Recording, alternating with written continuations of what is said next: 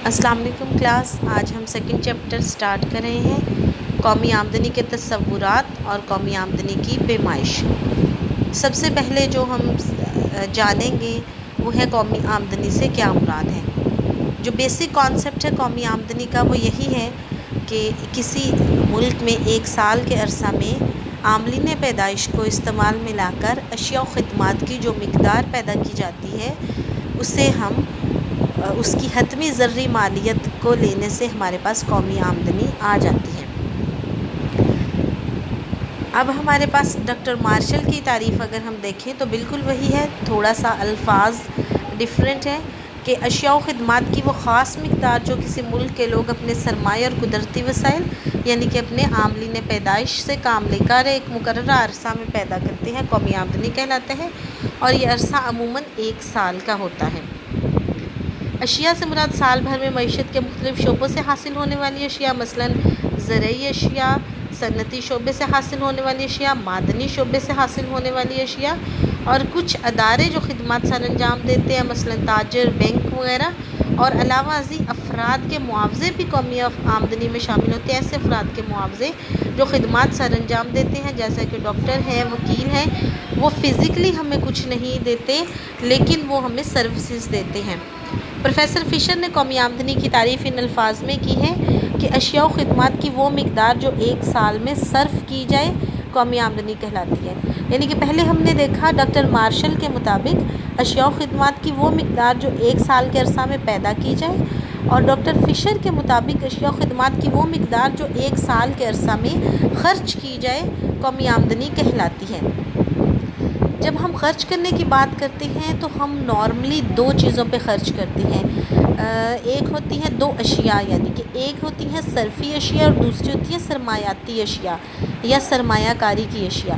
صرفی اشیاء ایسی اشیاء ہوتی ہیں جنہیں ہم خریدتے ہیں اور استعمال کرتے ہیں تو وہ ختم ہو جاتی ہیں، اور سرمایاتی اشیاء ایسی اشیاء ہوتی ہیں جنہیں ہم خریدتے ہیں اور سرمایہ کاری کرنے کے لیے استعمال کرتے ہیں، یعنی کہ وہ ہمیں مزید دولت پیدا کرنے میں مدد دیتی ہیں۔ سرمایاتی اشیاء مزید دولت پیدا کرنے میں مدد دیتی ہیں، اور صرفی اشیاء تو اس میں ہم فشر کی تعریف کے مطابق صرفی اشیاء شامل کریں گے، سرمایاتی اشیاء شامل نہیں کرتے۔ پروفیسر اے سی پیگو نے جو تعریف کی ہے اس کے مطابق قوم کی مادی دولت کا وہ حصہ جسے زر کی مدد سے ماپا جا سکے، نیز اس میں بیرونی ممالک سے حاصل ہونے والی آمدنی بھی شامل ہوتی ہے۔ یعنی کہ جسے زر کی مدد سے ناپا جا سکے، ہم کہہ سکیں کہ اتنے کروڑ روپے ہماری قومی آمدنی ہے، اتنے لاکھ ڈالر ہماری آمدنی ہے۔ پروفیسر گارڈنر ایکلے لکھتے ہیں کہ کسی فرد کی آمدنی سے مراد وہ کمائی ہوتی ہے جو اسے اپنی یا اپنی جائیداد کی پیداواری خدمات کے عوض حاصل ہوتی ہے۔ اگر ہم ایک عام انسان کی آمدنی کی بات کریں تو ہم کہتے ہیں کہ آمدنی انسان کی خدمات کا مجموعہ ہوتی ہے، چاہے وہ ذہنی خدمت ہو یا جسمانی خدمت ہو، اس کا معاوضہ ہوتی ہے ہمارے پاس، اور تمام افراد کی آمدنیوں کو ہم جمع کر لیں تو ہمارے پاس قومی آمدنی آ جاتی ہے۔ یو ایس اے کے شعبہ کامرس نے قومی آمدنی کی تعریف یوں کی ہے کہ وہ مجموعی خالص آمدن جو کسی قوم کے جملہ عاملین پیدائش یعنی کہ تمام عاملین پیدائش زمین، محنت، سرمایہ اور تنظیم کو ایک مخصوص مدت کے دوران اشیاء و خدمات پیدا کرنے کے عوض بطور معاوضہ حاصل ہوتی ہے، اس قوم کی قومی آمدنی کہلاتی ہے۔ اب ہم یہ دیکھتے ہیں کہ قومی آمدنی کا تعین کیسے کیا جاتا ہے۔ قومی آمدنی میں ایک سال کے دوران اشیاء و خدمات کے بہاؤ کی مالیت لی جاتی ہے۔ بہاؤ کی مالیت کے ایک سال کے عرصہ میں جتنی اشیاء و خدمات مارکیٹ میں فروخت ہونے کے لیے آئی ہیں، ان اشیاء و خدمات کو ہم لے کے ان کی مالیت یا ان کی قیمت کے ساتھ ہم اس کو ضرب دے کے جمع کر لیتے ہیں۔ اس کے بعد ہے سرمایہ کی فرسودگی کے الاؤنس۔ سرمایہ کی فرسودگی جو ہوتی ہے اس کو ہم ایسے ہی اشکست و ریخت کے اخراجات بھی کہتے ہیں۔ جب سرمایاتی اشیاء یعنی کہ مشینیں ٹوٹ پھوٹ کا شکار ہوتی ہیں، سارا سال ہم اس کو استعمال کرتے ہیں تو ٹوٹ پھوٹ کا شکار ہو جاتی ہیں، تو ان کو صحیح حالت میں رکھنے کے لیے مرمت کرتے ہیں جب ہم، تو اس پہ جو اخراجات آتے ہیں وہ ہمارے پاس سرمایہ کی فرسودگی یا شکست و ریخت کے اخراجات آتے ہیں۔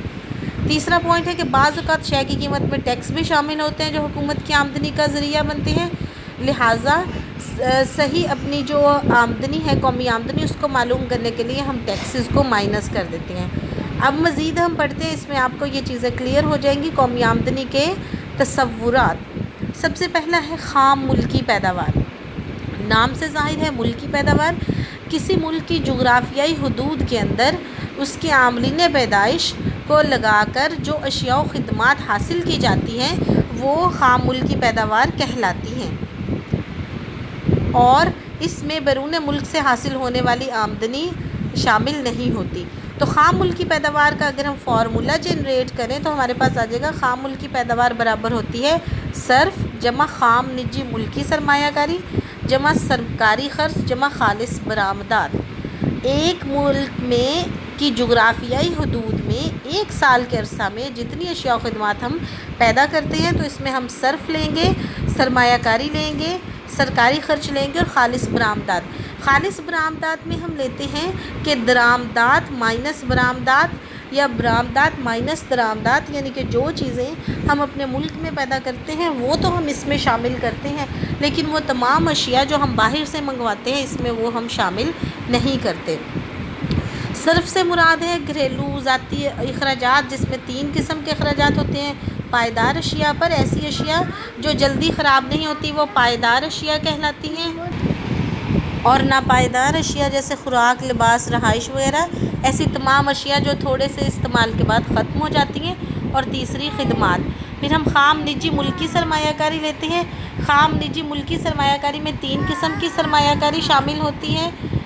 پہلی جو قسم ہے متعین کاروباری سرمایہ کاری، یعنی کہ کاروبار کے لیے جو ہم نے فکس سرمایہ کاری کی ہوتی ہے، جیسے کہ فرنیچر اور مشین وغیرہ، یعنی کہ ایسی تمام اشیاء جو ہم فکس کرتے ہیں کہ اتنے جب ہم کاروبار سٹارٹ کریں گے تو اتنے ہزار کی یہ چیز آ جائے گی یا اتنے لاکھ کی یہ چیز آ جائے گی۔ دوسرا ہے رہائشی سرمایہ کاری، وہ سرمایہ کاری جو رہائشی تعمیرات جیسے مکان، فلیٹ وغیرہ میں کی جائے۔ اور تیسری انوینٹری سرمایہ کاری، انوینٹری ہم کہتے ہیں ایسی چیز جو ہم ذخیرہ کرتے ہیں یا فرم کی وہ پیداوار جو تیار شدہ، نیم تیار شدہ یا خام مال کی شکل میں گوداموں میں موجود ہو، انوینٹری سرمایہ کاری کہلاتی ہے، یعنی کہ وہ مارکیٹ میں فروخت ہونے کے لیے نہ آئے۔ سرکاری اخراجات، سرکاری اخراجات میں ہم یہ لیتے ہیں کہ حکومت جتنے بھی ملک میں اخراجات کرتی ہے، کوئی لوگوں کی فلاح و بہبود پہ خرچ کرتی ہے یا جس طرح سے بھی وہ کرتی ہے، سرکاری اخراجات کہلاتے ہیں۔ یہ اخراجات بھی 3 سطحوں پر ہوتی ہیں، ایک وفاقی سطح پر، وفاقی سطح پر یہ کہ جو ہماری وفاقی حکومت کرتی ہے، دوسرا صوبائی سطح پر، تیسرا علاقائی سطح پر۔ یہ اخراجات بھی 2 طرح کے ہوتے ہیں، ایک صرفی اخراجات اور دوسرے سرمایہ کاری کے اخراجات۔ صرفی اخراجات میں حکومتی اداروں میں کام کرنے والے افراد کی تنخواہیں، یوٹیلیٹی بل، سرکاری عمارتوں اور فرنیچر، گاڑیوں کے اخراجات ہوتے ہیں، جبکہ سرمایاتی اخراجات وہ اخراجات ہوتے ہیں جو حکومت کو آمدنی کی شکل میں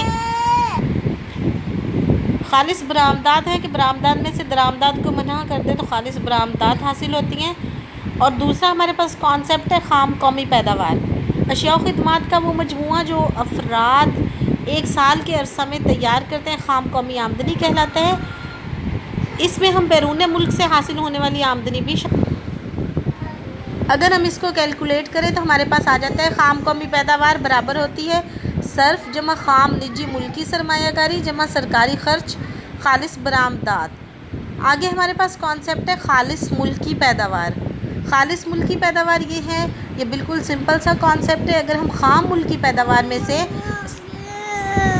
سرمایہ کی شکست و ریخت کے اخراجات کو منع کر دیں تو ہمارے پاس خالص ملکی پیداوار آ جاتی ہے۔ اور اس کے بعد ہمارے پاس خالص قومی پیداوار ہے۔ جب ہم سمپلی ہماری جو خام قومی پیداوار ہے اس میں سے فرسودگی کے اخراجات کو مائنس کر دیں گے تو ہمارے پاس خالص قومی پیداوار آ جائے گی۔ اب ہمارے پاس نیکسٹ اس کا کانسیپٹ ہے قومی آمدنی۔ قومی آمدنی یہ ہے کہ جب ہم خام قومی پیداوار میں سے فرسودگی کے اخراجات کو مائنس کر دیں گے تو ہمارے پاس خالص قومی پیداوار رہ جائے گی۔ اب خالص قومی پیداوار میں سے جب ہم ٹیکسز کو مائنس کر دیں گے تو ہمارے پاس قومی آمدنی آ جائے گی۔ لہٰذا قومی آمدنی حاصل کرنے کے لیے ہم خالص قومی پیداوار سے بالواسطہ ٹیکس مائنس کر دیتے ہیں اور آنے جمع کر دیتے ہیں۔ آنے سے مراد سبسڈی ہوتی ہے۔ وہ ایک رعایت ہوتی ہے جو حکومت لوگوں کو دیتی ہے۔ مثال کے طور پر اگر حکومت کسانوں کو آنے دینا چاہے، سبسڈی دینا چاہے، اور اکثر دیتی بھی ہے، تو کھاد کی بوری پہ اگر وہ 200 روپے کی سبسڈی دینا چاہے تو وہ یوں کرتی ہے کہ ہر بوری کی قیمت میں سے جو 200 روپے ہیں وہ صنعت کاروں کو جمع کروا دیتی ہے، اور وہ صنعت کار پھر 200 روپے کم لیتے ہیں۔ اب نیکسٹ ہمارے پاس ہے شخصی آمدنی۔ شخصی آمدنی جو قومی آمدنی ہے وہ پوری قوم کی آمدنی ہوتی ہے، اور اس کو اگر ہم فیکس کر لے لیں تو ہمارے پاس شخصی آمدنی آ جاتی ہے۔ شخصی آمدنی میں کچھ چیزیں شامل ہوتی ہیں اور کچھ چیزیں شامل نہیں ہوتی۔ شخصی آمدنی میں انتقالی ادائیگیاں بھی شامل ہوتی ہیں، یعنی کہ وہ ادائیگیاں جو رقوم جو بغیر کسی محنت کے حاصل ہوتی ہیں۔ شخصی آمدنی میں براہ راست ٹیکس بھی شامل ہوتے ہیں، اور اس کے بعد ہے شخصی آمدنی میں مشترکہ سرمائے کی کمپنیوں کے منافع جات شامل نہیں ہوتے، یعنی کہ غیر منقسم منافع جات شامل نہیں ہوتے۔ ایسے منافع جات کے جب کمپنیاں کام کر رہی ہوتی ہیں، 2-3 شراکت دار ہوتے ہیں اس میں، تو جب وہ منافع منتھلی یا اینولی کیلکولیٹ کرتے ہیں تو اس میں سے منافع کا کچھ حصہ وہ ایک دوسرے میں تقسیم نہیں کرتے، اس کو رکھ لیتے ہیں تاکہ مستقبل میں ہم دوبارہ کاروبار میں لگائیں۔ تو وہ جو منافع تقسیم نہیں کیا گیا ہوتا وہ ایک شخص کی آمدنی میں شامل نہیں ہوتا۔ لہٰذا شخصی آمدنی اگر ہم دیکھیں تو قومی آمدنی میں انتقالی ادائیگیاں جمع کر لیں اور براہ راست ٹیکس جمع کر لیں، مشترکہ سرمائے کی کمپنیوں کے غیر منقسم منافع جات، یعنی کہ وہ منافع بظاہر تو عاملین پیدائش نے کمایا ہے، وہ قومی آمدنی کا حصہ ہے، لیکن وہ شخصی آمدنی کا حصہ نہیں ہے، اس کو ہم مائنس کر دیں گے۔